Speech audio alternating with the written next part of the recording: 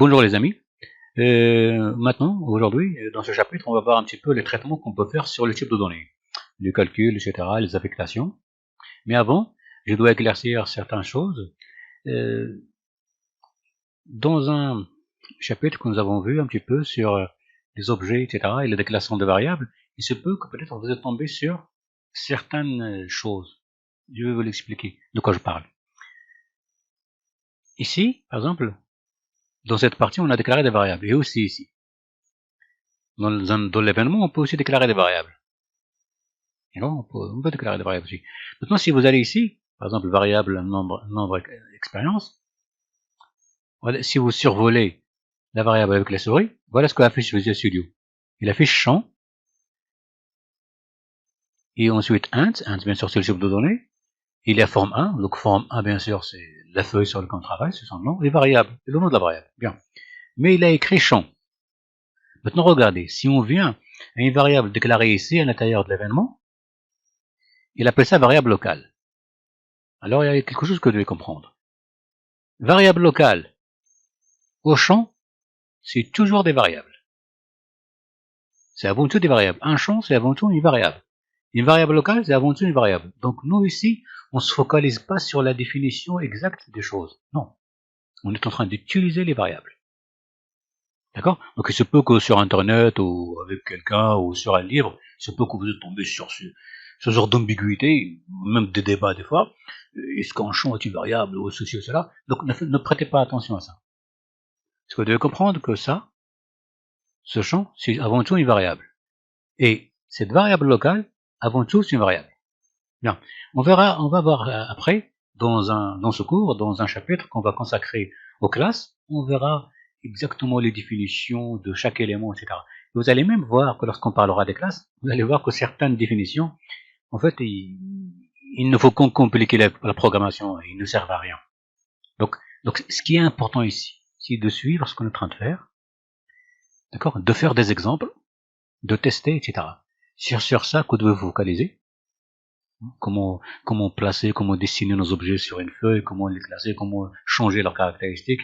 Et ici, comment déclarer une variable, comment accéder à leurs valeurs, comment les affecter, comment les afficher, comment affecter une valeur à notre objet ou à notre contrôle, etc. C'est ça ce qui est important. D'accord? Bien, donc ne prêtez pas beaucoup attention aux définitions. Viendra le temps de ça. Donc, ça c'est juste pour donner un petit point sur ces ambiguïtés. Donc je ferme la solution. On va créer un nouveau projet. On va parler un petit peu des traitements qu'on peut faire sur les types de données. Donc toujours Windows Form Application, vous cliquez ici, ou vous cliquez ici, suivant, et vous allez donner ici traitement de type. On va appeler ça traitement type.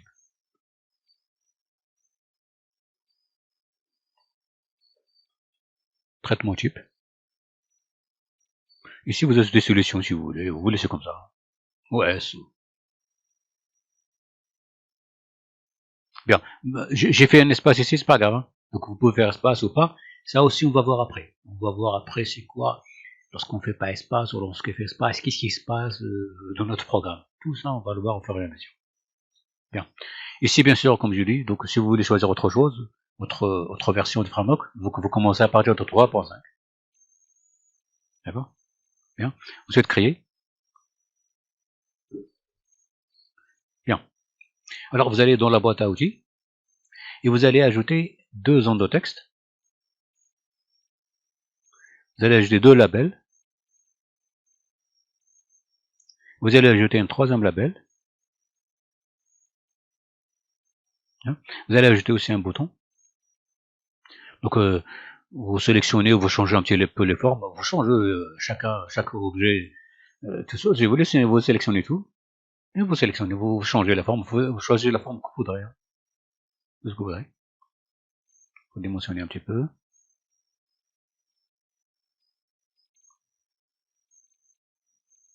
Alors ce que nous allons faire, c'est que on va faire certains calculs.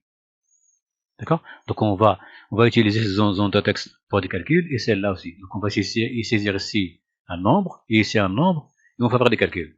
Donc vous allez appeler ça, cette zone de texte nombre 1. Donc il va servir à la saisie des nombres. Donc dans la propriété name,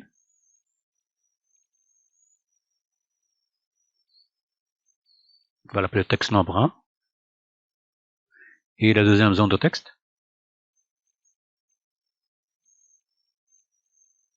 texte nombre 2. Donc là aussi vous écrivez nombre 1. Donc bien sûr pas dans la propriété name, vous dans la zone de texte, dans la propriété texte.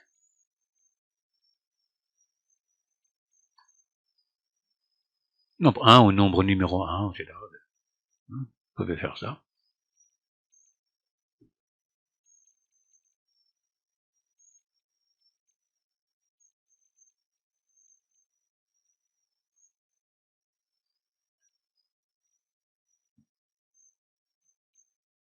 Bien. Alors ici, on va afficher le résultat. Donc on va faire des calculs sur nos deux zones de texte et ici on va afficher le résultat. Donc avant, on vient dans le bouton, on va appeler ça ce bouton calcul. Ça veut dire c'est ce bouton-là qui va faire le calcul. Lorsqu'on appuie dessus, il va calculer. Il va prendre la valeur de ces zones de texte et la valeur de ces zones de texte, il va faire des calculs. Donc on va appeler ce bouton par exemple calcul.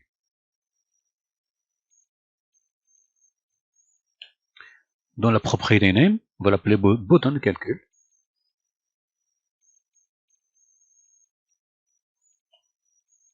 Voilà.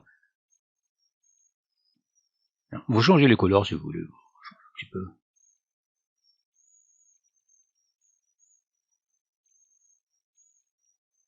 Le couleur de texte white par exemple. Voilà. Alors ici, ça, dans cette label, on va afficher le résultat. Ça veut dire lorsqu'on saisit ici un nombre, ici un nombre, ici on va faire le calcul. Et le résultat, on peut l'afficher. Là, on avait l'habitude d'afficher ce qu'on veut afficher avec la classe et la méthode show de message box. On fait message box, ensuite on utilise la méthode show, et ensuite on affiche le message qu'on veut. Le message ou un résultat, etc. ou une valeur. Bien. Maintenant, on va utiliser une autre façon. Donc, on veut afficher quelque chose, mais on va l'afficher dans un label.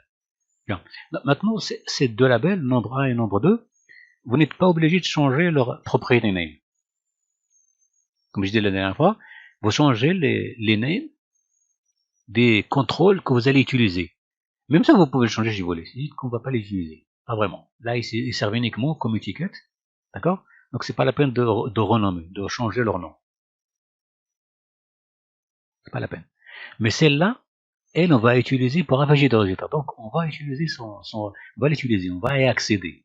Donc, étant donné qu'on va y accéder, donc on doit faciliter l'accès. Donc, déjà, pour faciliter l'accès, on doit lui donner un nom par lequel on peut la trouver rapidement. Donc, on va l'appeler par exemple LBL résultat. Label, comme préfixe. Résultat, vous pouvez même ajouter résultat calcul. Voilà. Bien sûr, ici, cette label va afficher le résultat. Donc, on n'a pas besoin de ça. Donc, on doit écrire quelque chose, donc on doit écrire résultat, par exemple. Sinon, on peut laisser vide, parce qu'il doit afficher le résultat. Donc, vous allez venir ici, vous allez supprimer ça. Bien. Maintenant, lorsque vous supprimez, qu'est-ce qui se passe? Si vous cliquez sur la feuille, en fait, notre label disparaît. Il n'apparaît plus. Il disparaît d'abord parce qu'il a une couleur qui n'est pas différente de la feuille, et ensuite parce qu'il est complètement vide. Il n'y a rien dedans. Mais il existe toujours. Donc, pour l'apparaître, juste il faut cliquer quelque part et sélectionner, il va apparaître. Bien. Pour ne pas tomber dans ce genre de problème, parce que des fois, vous pouvez créer des labels, et si vous les videz de leur valeur texte, ils vont plus apparaître. Donc, comment on fait? D'abord, vous allez venir ici, maintenant on va voir une autre propriété de la label. C'est quoi la propriété? C'est AutoSize. AutoSize ici, il est à true. Ça veut dire quoi? Ça veut dire, je vais cliquer false, regardez ce qui se passe. Si je clique sur false, notre label, il a maintenant, c'est 8 carrés. Qu'est-ce qu'il fait maintenant? Maintenant, d'abord, vous allez venir ici, dans le back color, et vous allez changer la couleur de notre label pour qu'on puisse la voir. Bien, là maintenant il est visible. Alors ça veut dire quoi? AutoSize. True, ça veut dire false. Alors lorsqu'il est true, ça veut dire quoi? Ça veut dire que, par exemple ici, il est à true. Ça veut dire quoi? Ça veut dire à chaque fois que vous écrivez quelque chose, notre label va se redimensionner selon le contenu. Je vais faire un exemple. Donc, on sélectionne notre label résultat. On vient dans la propriété texte et vous écrivez n'importe quoi.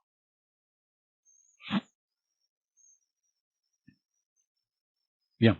Regardez maintenant. J'écris beaucoup, mais il y a rien il y a juste un petit peu que c'est visible. Pourquoi? Parce que lorsque la propriété auto-size elle est à false, c'est pas, il va pas redimensionner. Non, c'est à moi de redimensionner. Lorsqu'elle est false, ça veut dire quoi? Ça veut dire que c'est moi qui redimensionne. Lorsqu'elle est auto-size, regardez ce qui se passe. Lorsqu'elle est auto-size, allez, il se redimensionne pour contenir tout ce que j'écris. Lorsque je la mets à false, il suffit de double-cliquer ou de sélectionner ici. Lorsqu'elle est à false, non. C'est à moi de redimensionner. Et lorsque je redimensionne, et là-bas, je redimensionne comme je veux.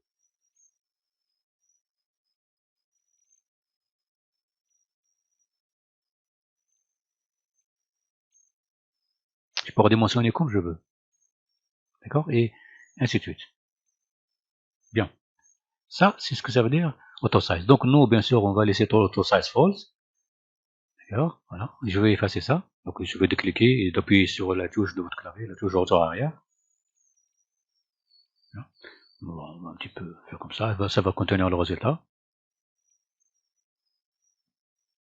Bien, voilà. Alors maintenant, qu'est-ce qu'on doit faire?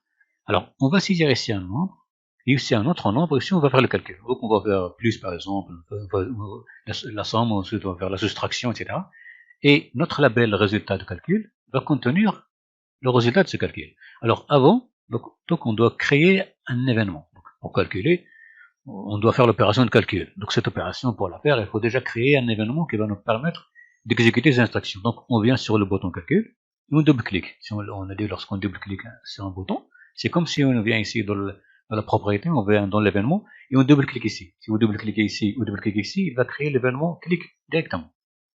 Donc on double-clique, et on a l'événement clic dans notre bouton. Bien. Maintenant, qu'est-ce qu'on doit faire? Je réduis ça. Donc on doit accéder à la valeur qui va être saisie dans la zone de texte nombre 1, et on accède à la valeur qui va être saisie dans la zone de texte nombre 2, et ensuite les calculer. Donc pour accéder, on doit déjà les affecter à des variables. D'accord?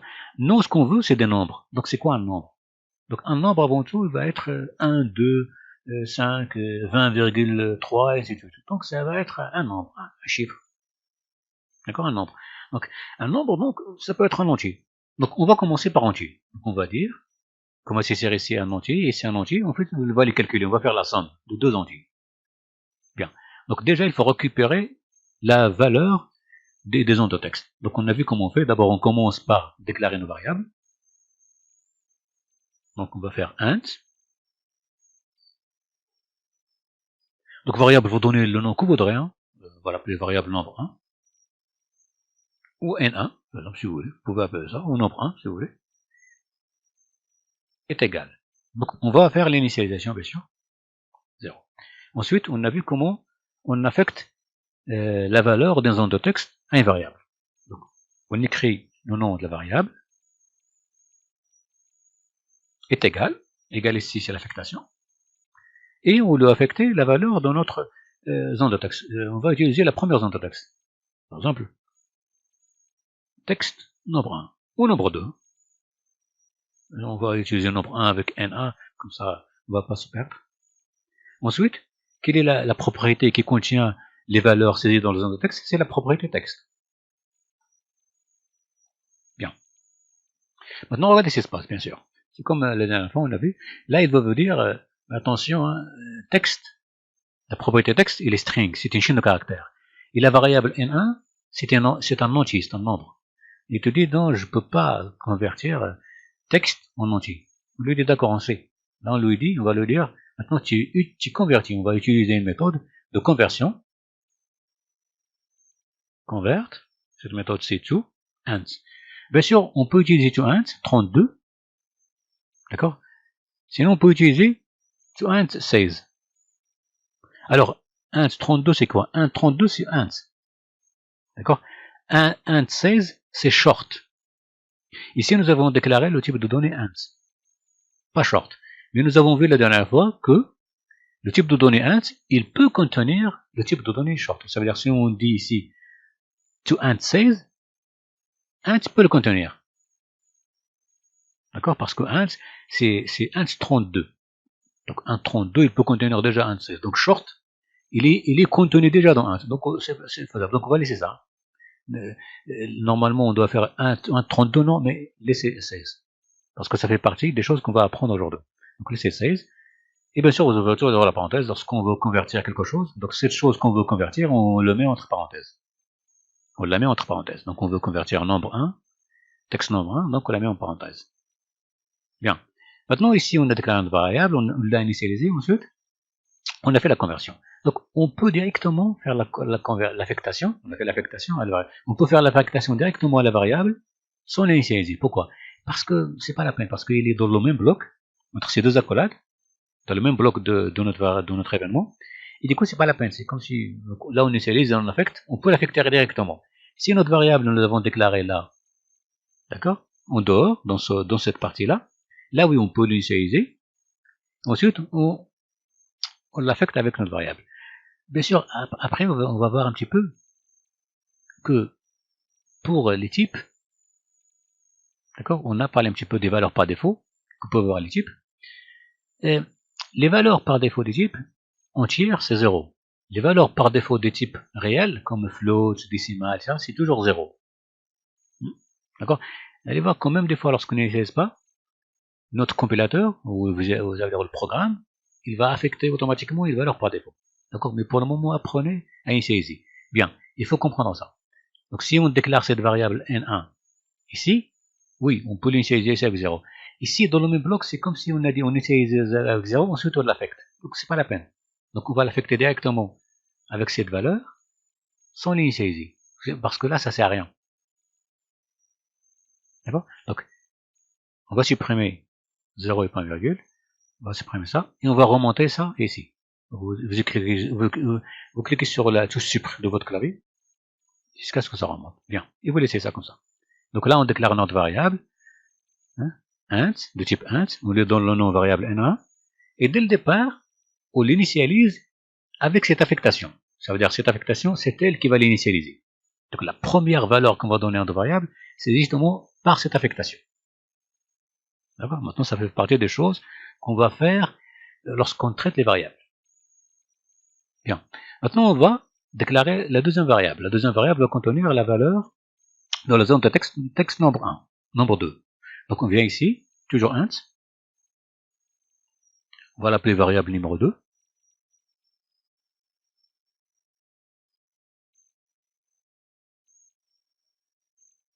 Égale. Et elle aussi, où le va aller affecter la valeur de la zone de texte nombre 2.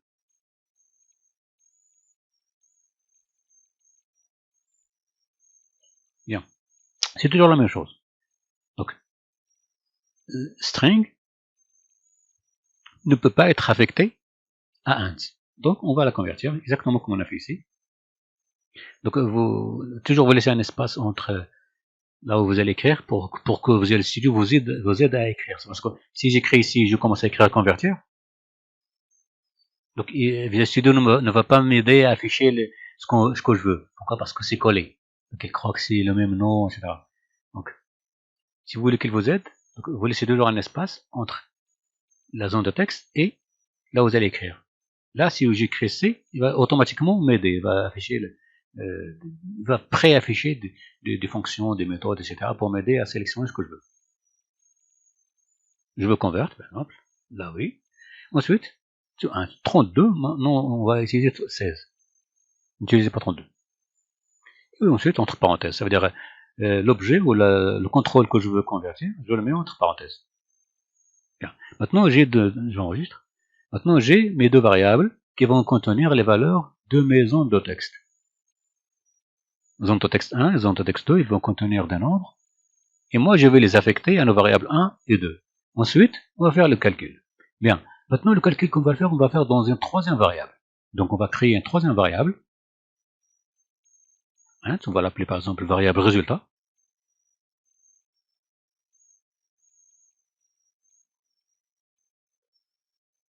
Résultat ou résultat calcul, si vous voulez, vous pouvez ajouter résultat calcul. D'accord? Maintenant, qu'est-ce qu'il va contenir? Donc, je l'initialise avec 0. Qu'est-ce qu'il va contenir? Donc, il va contenir le résultat de calcul entre n1 et n2. Variable n1 et variable n2. Bien.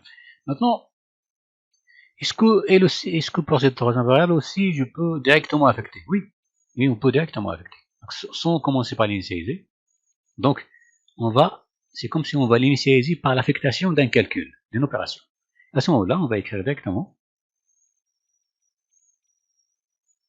variable n1 plus variable n2. Voilà. On enregistre. Bien. Donc ça, on peut l'écrire autrement. On peut initialiser, égal 0, et à la ligne, on écrit variable résultat est égal. Mais directement, étant donné qu'on est dans le même bloc, entre ces deux accolades, d'accord? Donc directement, cette opération de calcul, c'est elle qui va constituer l'affectation qu'on va faire à notre variable. Et du coup, notre variable, dès le départ, elle est initialisée par une affectation d'une opération de calcul. Bien. Maintenant, lorsqu'on va calculer, ici, variable n1 va récupérer la valeur de texte nombre 1, 2 va récupérer la valeur de texte nombre 2, ensuite variable résultat va faire le calcul, va faire la somme. Maintenant, on a fait la somme. On a notre variable qui a fait la somme. On doit l'afficher. Alors, on a vu que l'une des choses par lesquelles afficher notre variable, ou notre valeur, on fait message box, point, show, entre les parenthèses, ensuite, on écrit le nom de notre variable. Point virgule. Bien. Bien sûr, il ne va pas l'afficher. Hein. Il ne va pas l'afficher. Pourquoi? C'est pas qu'il ne va pas afficher. Il nous dit erreur. Pourquoi il va dire? Parce que, attention, show affiche des strings, des chaînes de caractères. Et notre variable résultat, il est entière. Enfin, c'est un nombre entier. Donc à ce moment-là, on a vu qu'il suffit juste de convertir cet entier en string. Et pour convertir un entier, quelque chose en string, c'est pas la peine de faire convert to, comme ici, non? Ou juste on vient derrière la variable, n'importe laquelle, ici résultat, étant donné que c'est elle qu'on veut afficher, et on écrit point, ensuite on écrit du string. Alors tu string celle-là ou celle-là, c'est la même chose. Hein. Pour les anciennes versions de Visual Studio, vous n'avez pas ça avec des étoiles. Étoile ici, j'ai juste qui nous dit qu'il facilite un petit peu la sélection des méthodes les plus utilisées souvent. Donc tu string. Ensuite, les deux parenthèses. Bien. On a vu ça, on a vu comment on affiche. Maintenant, ce qu'on nous veut, ça c'est juste. Hein. Ce qu'on nous voulons, c'est qu'on veut afficher le résultat ici, dans cette label, la label résultat de calcul. Alors, on va venir ici. Donc celle-là, on ne va pas l'utiliser. Donc, on va la mettre en commentaire. Alors, ce qu'on veut, c'est que notre variable résultat doit être affichée ici. Alors maintenant, qu'est-ce que ça veut dire quoi? Maintenant, si la label doit afficher un résultat, donc c'est elle qui va contenir le résultat. Donc c'est à elle qu'on va affecter. D'accord? Lorsqu'on veut affecter à une variable quelque chose, alors elle, on écrit sur la gauche, et la chose qu'on veut lui affecter, on écrit sur la droite. Et bien sûr, au milieu, il y a égal. Donc, pour affecter quelque chose à une autre chose, on fait quoi? On écrit celle à laquelle on veut affecter quelque chose dans la partie gauche, ensuite on écrit égal, et dans la partie droite, on écrit l'objet ou la chose qu'on veut affecter. Donc, nous, on veut affecter texte à la variable n1. Donc, nous, on veut affecter variable résultat à la label. Donc, c'est la label qui va contenir l'affectation. Donc, on écrit sur la gauche. Label, résultat de calcul. Et où est-ce qu'on va contenir, où est-ce qu'on va afficher la valeur? Toujours dans la propriété texte. Alors, celle-là, ou celle-là, c'est la même chose. Hein. Attention, ne prêtez pas attention à cette étoile ici. Hein. Donc, la propriété qui va contenir la valeur qu'on va afficher, c'est toujours texte. Égal. Égal maintenant, c'est ce qui est dans la partie gauche.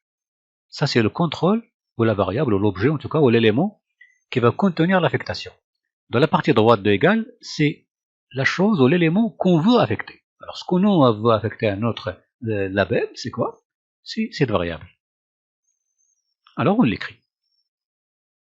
Variable, résultat, point virgule. Bien. Maintenant, il y a toujours ce soulignement. Et qu'est-ce qu'il dit ce soulignement? Il dit impossible de convertir implicitement int en string. C'est tout à fait normal. Parce que texte, on a dit, c'est toujours une string, chaîne de caractères. Texte, la propriété texte. Et notre variable ici, c'est une variable entière, c'est un entier. Donc, on ne peut pas convertir int à texte comme ça. Non, on doit le faire, on doit le dire, tu convertes. Tu fais la conversion. C'est point. toString. Alors toString, c'est comme si vous avez écrit convert toString. Voilà. Donc, si vous écrivez toString, c'est comme si vous avez écrit convert toString. Hein. C'est la même chose. Donc on peut écrire ici. Hein. Vous allez voir. Donc on peut l'enlever ici. Et venir ici. Convert toString.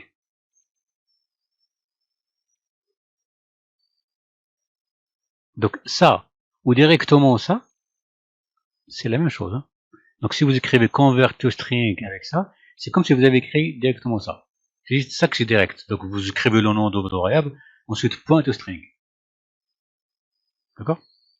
Donc celle-là ou celle qu'on a créée avant, c'est la même chose. Bien. Donc on enregistre, on va faire un petit test. Démarrer. Bien. Alors vous écrivez des exemples. 10, 8, 8.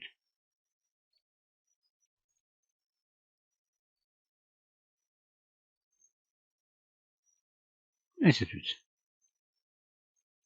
Bien. Voilà, nous avons vu maintenant que notre label affiche le résultat. Bien. On avait autre chose maintenant, regardez. Donc vous faites des calculs n'importe lequel. Hein. 80 par exemple. Regardez. Là, si on veut que ça soit affiché au milieu, que ce soit un petit peu bien fait, d'accord, au milieu.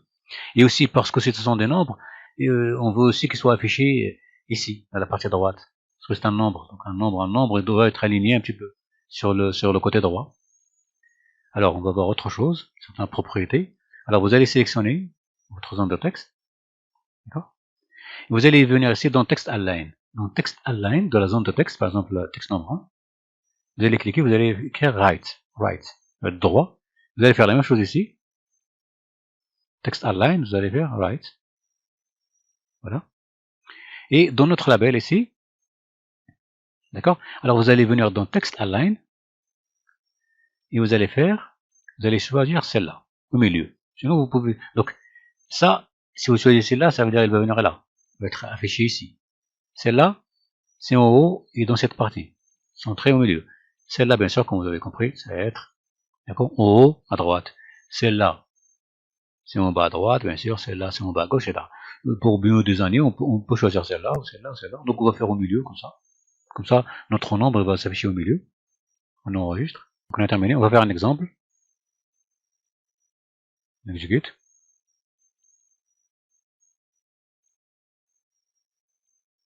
Voilà, maintenant, voilà. Maintenant, regardez, il s'aligne.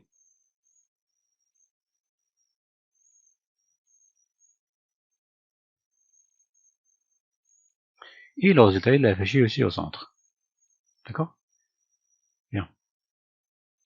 On retourne le fichier de code. Maintenant, on va voir autre chose. On va voir ici, ça, c'est pour faire la somme. Alors, ça, on appelle ça un opérateur. Plus, ici, on appelle ça un opérateur. Plus, moins, etc. Ce sont des opérateurs. Ça, ce sont des opérandes. On appelle ça opérande. Ça veut dire les éléments qui vont servir à l'opération de calcul. Ça, c'est l'opérateur de calcul. Bien. Maintenant, on va faire ici moins. Alors, moins, c'est pour faire la soustraction. On exécute.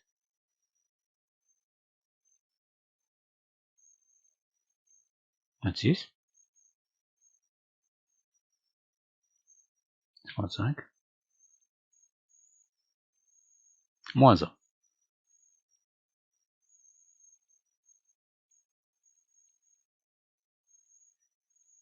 D'accord?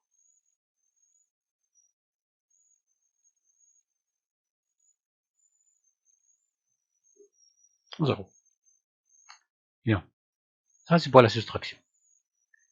Pour la multiplication, on utilise étoile. Donc, de votre touche de clavier, étoile, étoile, ça sert à la multiplication.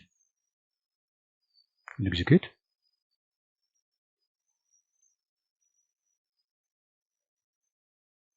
« 28. »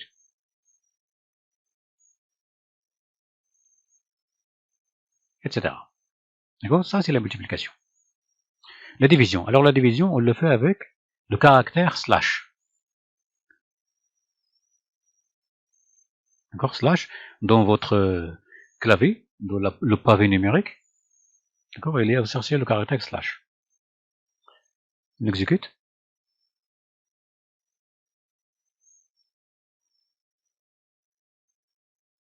Bah, sur 5, c'est 4.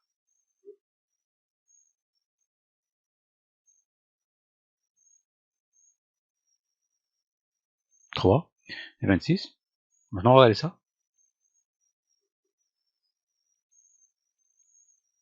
25 sur 4, 6. 25 sur 4, 6. Donc 4 fois 6, c'est 24. Donc regardez. Je fais 24, ça donne 6. Je fais 25, ça donne 6. Normalement, ça devrait donner 6, là, ça ne va pas donner 6, pourquoi? Parce que nos variables sont entières et la variable résultat, il est entière aussi. Donc la variable, il est entière. Donc il est donné qu'elle est entière. Déjà, elle ne peut pas contenir une variable de type float, une variable réelle. Float ou décimale ou double. Donc une variable réelle. Il faut bien comprendre ça. D'où le fait que, lorsque j'ai dit ici, il faut laisser int 16 pour comprendre un truc. Int, il peut contenir int 16, ça veut dire qu'il peut contenir short. D'accord? Bien. Byte, int peut aussi contenir byte. C'est-à-dire les types de données avec un intervalle large, qui peut contenir un large d'éléments de données, il peut contenir toujours les autres types de données qui sont plus petits que lui. Directement. D'accord? Ici, le problème avec pas le problème, mais en tout cas, les complications de la programmation, avec le nombre réel, c'est que déjà, un entier ne peut pas contenir un nombre réel. Par contre, un nombre réel peut contenir un entier. C'est-à-dire, float, par exemple, le type float, il peut contenir des entiers. Mais entier ne peut pas contenir des nombres réels avec virgule.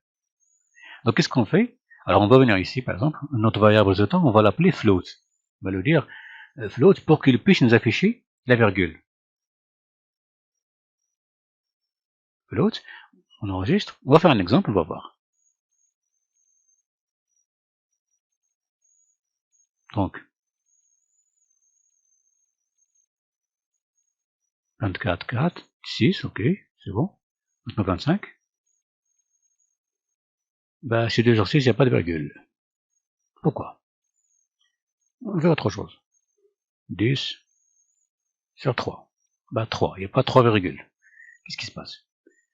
Maintenant, il faut comprendre un truc. Lorsque vous avez un entier, avec un autre entier, qui font la somme, la soustraction, la division, surtout la division, vous aurez toujours comme résultat un entier.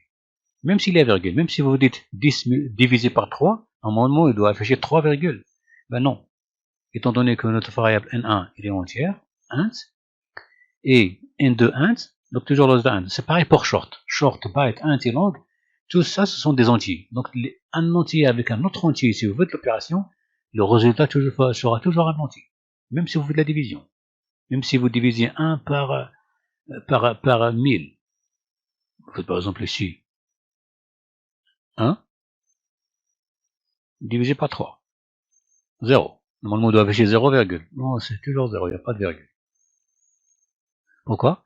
Parce qu'un entier est un entier, le résultat sera toujours un entier. Même si la variable qui va contenir le résultat est réel, float. D'accord? Même. Alors, qu'est-ce qu'on va faire maintenant? Alors, ce qu'on va faire, c'est que on va lui dire cette valeur qui va être écrite ici, tu vas la prendre en considération comme si c'était un nombre réel. Nous, ici, on a, donc à ce moment-là, il suffit de faire ici float.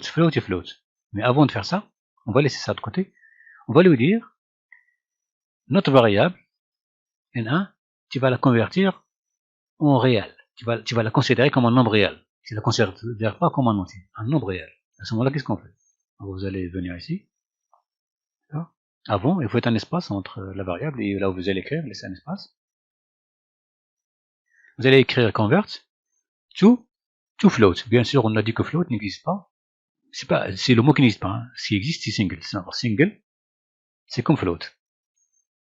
Single, c'est float. Hein. Attention, voilà. Ils disent que le mot, ils n'ont pas dit convert to float, mais ils ont dit convert to single. Ça, c'est le Visual Studio. Au .NET. Bien. Alors, vous double-cliquez ici. Vous aurez parenthèse. On a dit toujours, on met entre parenthèses l'élément qu'on veut convertir. Ici, on a notre variable. D'accord? Bien. Maintenant, on va voir. On va voir ce qui est passé. On enregistre, on exécute. Alors, 24 divisé par 4, c'est 6. Et 25 divisé par 4, c'est... Là, il nous affiche la virgule. 10 divisé par 3. Là, il nous affiche la virgule. Ensuite, en plus, il y a 2, 4, 6. Ces chiffres après la virgule. Donc, on verra ça après. Donc là, il nous affiche la virgule. Donc, mais il nous affiche la virgule alors qu'on a converti uniquement un élément, une variable en réel. Oui. Lorsque vous avez maintenant en programmation, si vous avez un entier avec un autre entier, le résultat c'est toujours un entier. Maintenant, si vous avez un réel avec un entier, le résultat sera un réel. Il faut bien comprendre ça. Donc, cette conversion, on peut aussi l'appliquer à ça, à celle-là. Vous allez voir. Donc, on va prendre celle-là. D'accord? On va la supprimer ici. Et on va l'écrire pour celle-là. Donc, j'aurais pu aussi juste copier-coller, mais je ne vais pas le faire. Convert to single. Ça veut dire to float. Entre les parenthèses, on va mettre notre variable n2. Bien. On enregistre, on exécute. Alors, 25 divisé par 4, c'est 6, 3 divisé par 4, c'est 0, donc là, ça donne la virgule. Donc, il suffit que l'un des éléments, l'un des opérandes, celui-là ou celui-là, soit réel pour qu'on puisse avoir un résultat réel. Et on peut les convertir tous les deux. Ça veut dire, celui-là, on peut aussi le convertir. Là, maintenant, je vais faire copier-coller. Donc, on utilise copier. Juste pour ne pas réécrire. Hein. Coller. Et ici aussi. Bien. On exécute.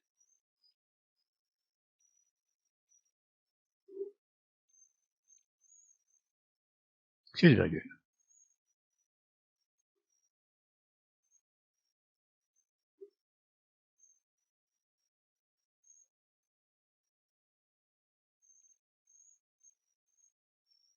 Et ainsi de suite. Là, il nous affiche la virgule. Donc, que ce soit l'un ou l'autre qui est single ou float, donc on aura un résultat float. Si les deux, on aura un résultat float aussi. Mais si les deux sont entiers, le résultat sera obligatoirement entier. Et la virgule, vous allez la perdre. C'est-à-dire si on fait entier ici et entier ici, et si on divise, ce qui est après la virgule ne va pas s'afficher. Du tout. Ça, c'est un petit peu les caractéristiques, si vous voulez, liées à lorsqu'on traite des types de données, lorsqu'on fait le calcul, et lorsqu'on est dans ce genre de situation dans lequel, par exemple, un entier, la division doit donner un nombre à virgule, et du coup, est-ce qu'il va afficher ou pas? Donc, si vous voulez qu'il affiche, c'est comme ça qu'on procède.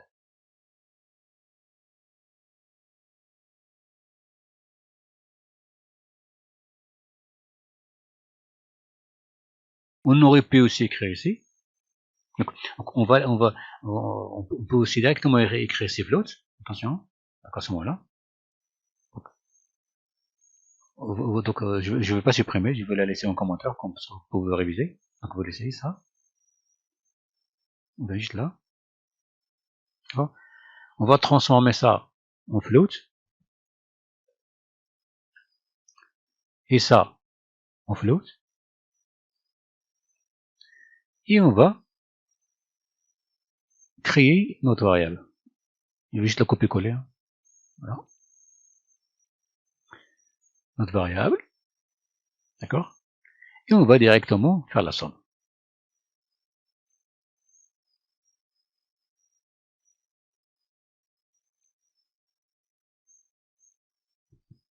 Voilà. Maintenant, on va voir On va voir ce qui s'est passé. D'accord? Donc, 25, 4.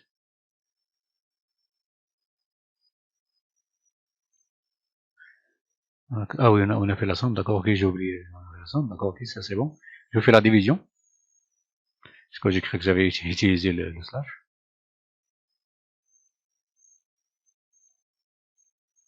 25, 6,25. C'est ok. D'accord? Bien. Maintenant, il faut comprendre un truc. Regardez ce qui se passe. Là, on a notre variable et les float, il est réel.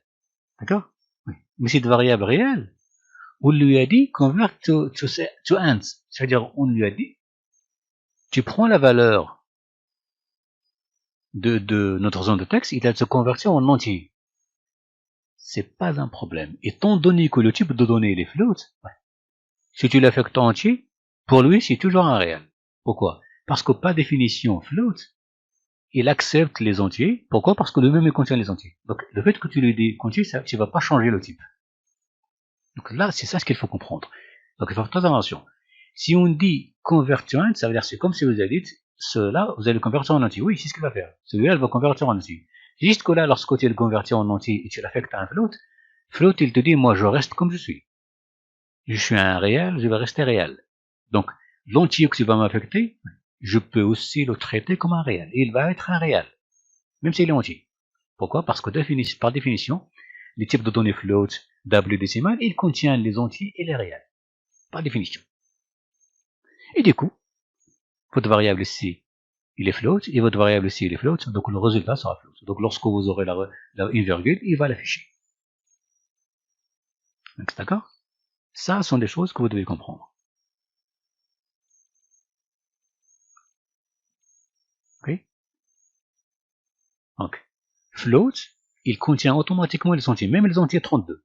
On peut aussi écrire 32. Il le contient aussi. Même 64. On va voir. On va écrire ici carrément to int 64. On veut même mélanger. On va laisser 64 et aussi on va laisser 16 ou 32.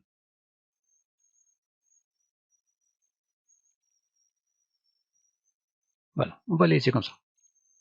On exécute. Nous enregistrons sinon directement.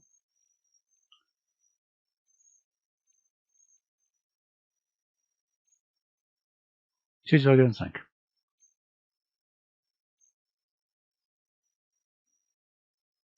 Voilà, toujours. Donc pourquoi?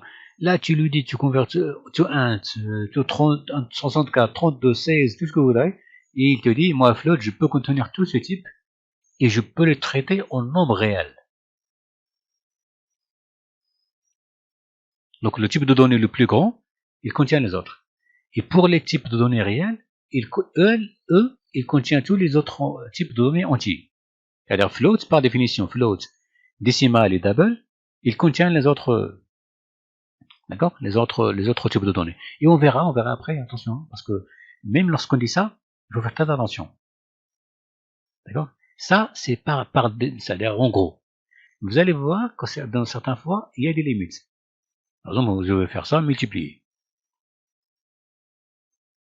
On va faire ça multiplier.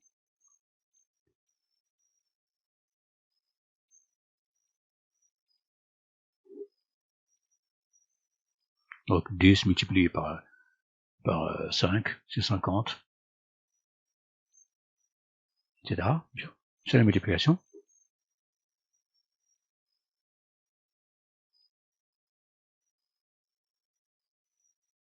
Bien. Maintenant, regardez. La valeur est trop grande ou trop petite pour 1,32. D'accord? Maintenant, là, il faut faire très attention à ce qu'on fait. Alors, qu'est-ce que je viens de faire? Je viens de saisir ici, un petit peu ce chiffre, il est trop grand. Mais 1,64, il peut le contenir. Pourquoi 1,64? C'est parce que ça, c'est long, le type de données longue.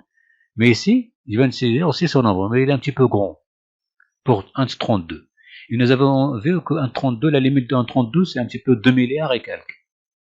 D'accord? Le type int, ou int32, sa limite, c'est 2 milliards. 2 milliards et quelques.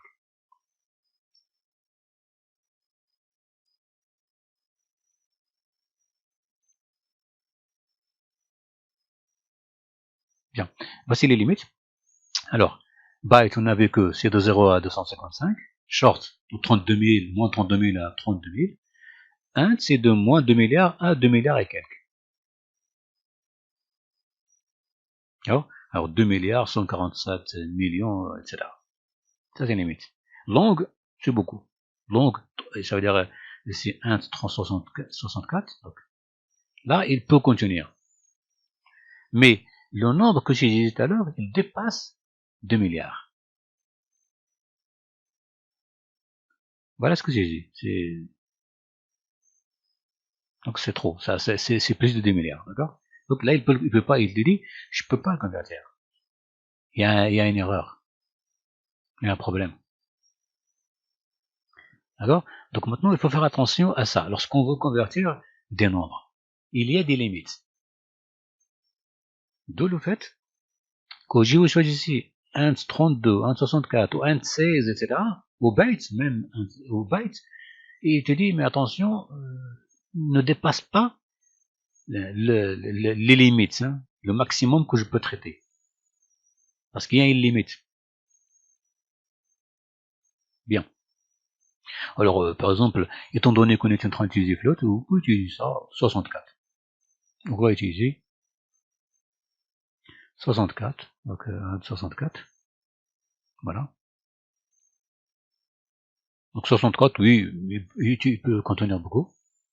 Mais comme même malgré ça, vous allez voir, d'une certaine fois,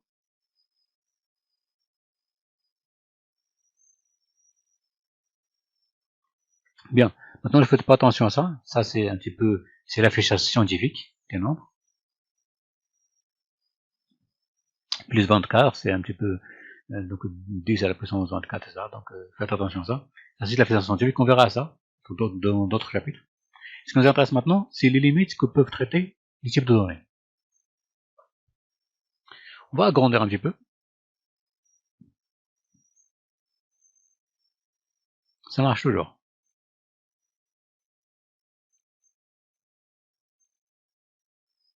Ça marche toujours.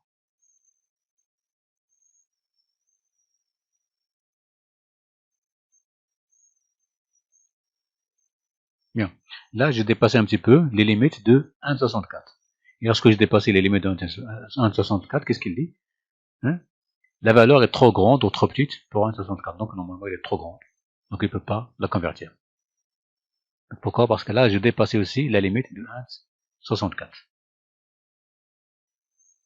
Bien. Donc, il faut faire très attention à ça. Ici, de données ont des limites.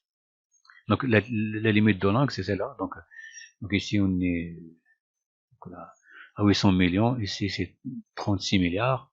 Et ensuite, vous faites le calcul, vous verrez combien, non?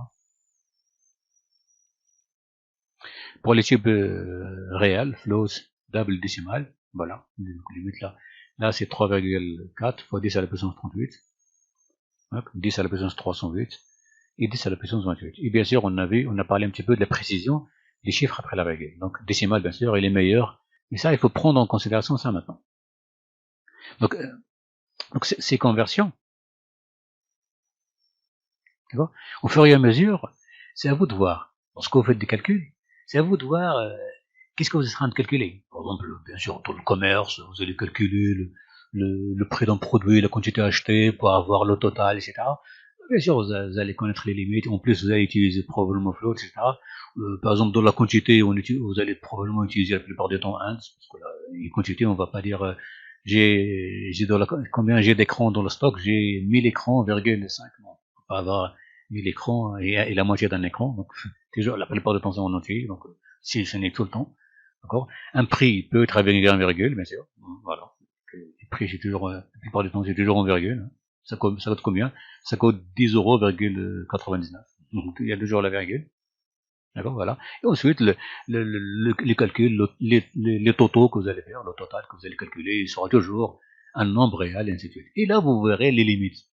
D'accord? Dans les calculs scientifiques, la plupart du temps, même si le nombre que vous traitez, il est entier, va être grand, très grand, par exemple, je sais pas, on parle de milliards de quelque chose, vous allez calculer je sais pas, les nombres des étoiles dans le ciel, il y a 10 milliards et 10 milliards, etc. Donc, là, vous êtes obligatoirement utilisé un nombre entier de type long. Long, par exemple, Z Sharp, hein, c'est le type le plus vaste, le plus grand. C'est long. D'accord. Et à vous de voir. Ça, ce sont des choses que vous allez voir vous-même, au fur et à mesure. Quel type de données je vais convertir. D'accord. Mais ce qu'il faut comprendre, c'est que ces types de données float double et décimales, eux, par définition, ils contiennent les entiers. Par définition. Ils contiennent les entiers. Maintenant, long, lui, il contient int. D'accord. Int, il contient short. Et short, il contient byte. Par définition, byte, il est déjà inclus dans short. Short, il est inclus en int. Et int, il est inclus en long. Et tout, byte aussi, il est inclus en long. Ça veut dire, plus le type de données est grand, plus il peut facilement contenir les autres. Facilement. Int, il peut contenir short, il peut contenir un byte. Long, il peut contenir un int, short et byte. D'accord.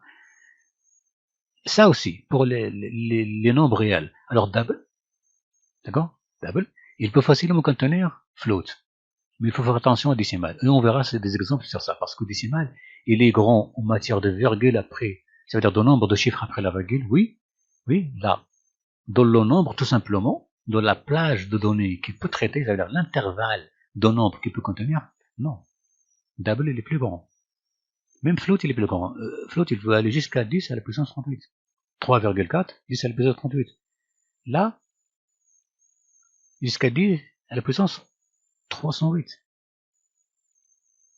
Là, c'est 7, 10 à la puissance 28. Donc, en matière de l'intervalle de nombre de données, ces deux-là sont plus grands que décimal.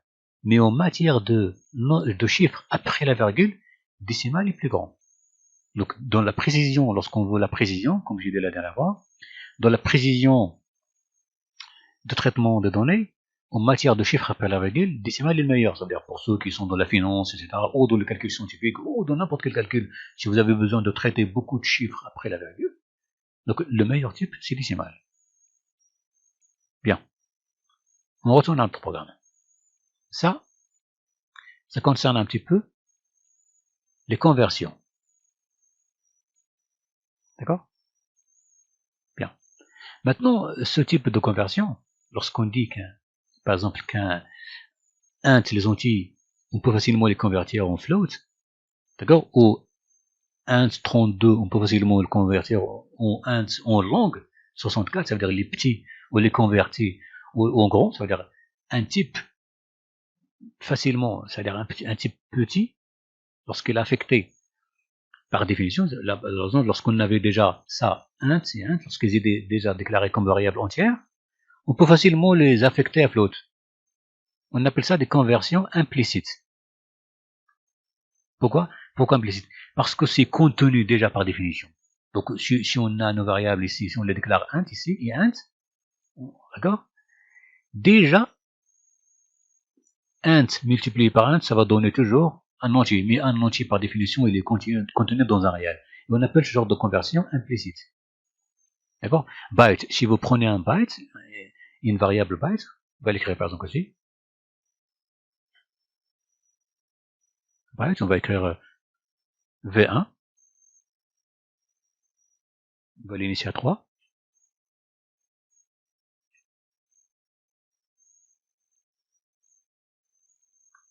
Bien. Est-ce que ce mot-là, on peut dire, est-ce qu'on peut dire que V2 est égal à V1? Oui, on peut le dire. Pourquoi? Parce que V2, il est entier. Et V1, il est int. Donc, ne faites pas attention à l'initialisation. Donc, l'initialisation, c'est pas ce que je dis. Faites attention à l'initialisation, il est trompeuse. Ça, juste l'initialisation. C'est-à-dire, on dit, on initie, on lui donne n'importe quelle valeur. Hein. D'accord? Maintenant, dans le traitement, d'accord? Dans le traitement, qu'est-ce que vous venez de faire ici? Ce que vous venez de faire ici, c'est que V2, c'est la partie qui est à gauche. 2 égale. Et V1, c'est la partie qui est à droite. Donc, on dit que ce qui est à droite, on l'affecte à celui qui est à gauche. Donc, la valeur de V1 est affectée à la variable V2. Variable V2, elle est entière. Et entier, il peut contenir un byte. Donc ça, c'est vrai, c'est juste. D'accord? On appelle ce genre de conversion une conversion implicite. D'accord? On appelle ça une conversion implicite. V1 par définition il est contenu dans int. Pourquoi? Parce qu'au byte il est contenu dans int. Donc si on fait aussi short ici, short, donc short par définition il est contenu dans int. Donc ça c'est vrai. D'accord? Donc c'est notre variable 1. Il est de type short. Et type short, on peut la contenir dans la variable int.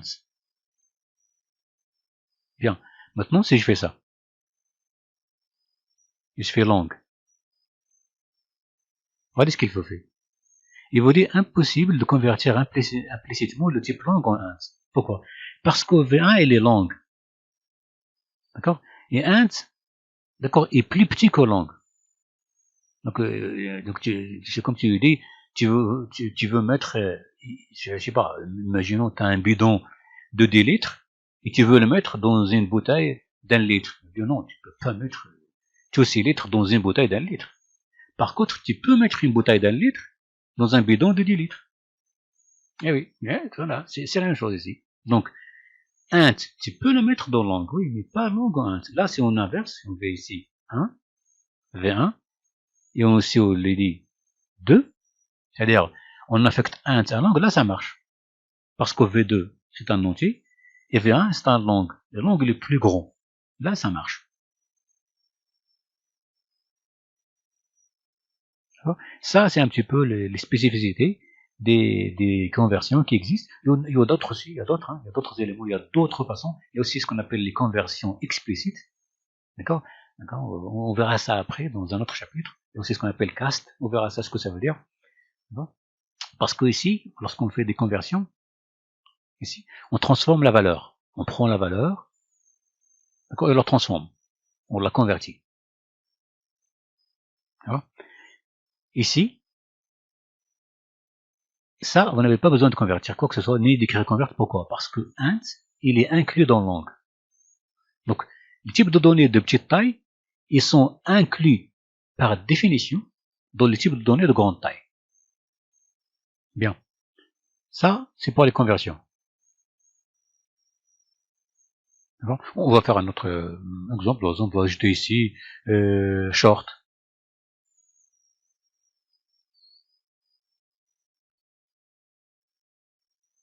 Égal 10. Bien. Bien. Maintenant, on va dire V1 est égal V2 plus V3. Est-ce que c'est correct? Oui. Pourquoi? Parce que long, il contient int, il contient short. Et la somme de int et short, c'est toujours contenu dans long. Toujours. C'est contenu. Donc ça marche. Par contre, l'inverse, non. Ça veut dire si à la place de V1, ça veut dire si on fait ça, on va dire on va prendre short. Donc V3, la variable short, est égale par exemple V2. Regardez ce qu'il vous dit. Impossible de convertir implicitement int to short. Voilà pourquoi. Parce que int il est plus grand que short. Donc vous ne pouvez pas mettre un bidon de 10 litres dans un bidon d'1 litre. Il vous dit non. Cette conversion, vous ne pouvez pas le faire implicitement. Mais on va voir, c'est-à-dire dans le chapitre suivant, on va voir qu'on peut le faire, mais avec d'autres façons, d'autres conversions. D'accord? On va faire un petit exemple là maintenant, vous allez voir. C'est ce que nous avons vu, attention, c'est ce que nous avons vu. Alors on va convert short. Alors, int says.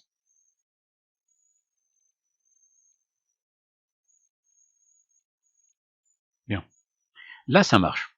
Donc V3 il est short, et V2 il est int. Donc, mais on lui a dit convert to says. D'accord? Bien. Ce genre de conversion, faut faire très attention, hein, parce que là, ça va causer des erreurs.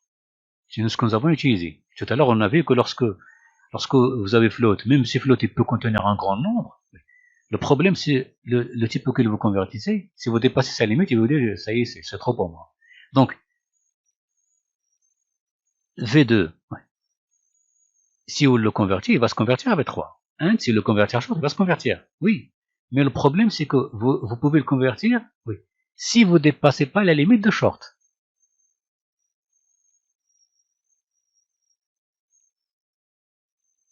Regardez. Short, d'accord? Sa limite, c'est 32 000 et quelques. D'accord? Int, oui, c'est jusqu'à 2 milliards. Donc, on peut convertir int à short, oui, à condition que ce que vous allez affecter à int ne peut pas dépasser 32 000. Si ça dépasse 32 000 ou moins 32 000, il va dire erreur. Il va dire je ne peux pas traiter. D'accord? Donc il faut faire très attention à ça. On verra ça en précision parce qu'il y a ce qu'on appelle la conversion implicite, la conversion explicite, etc. Et ça, c'est bon à comprendre. Bien. C'est tout pour aujourd'hui. À la prochaine.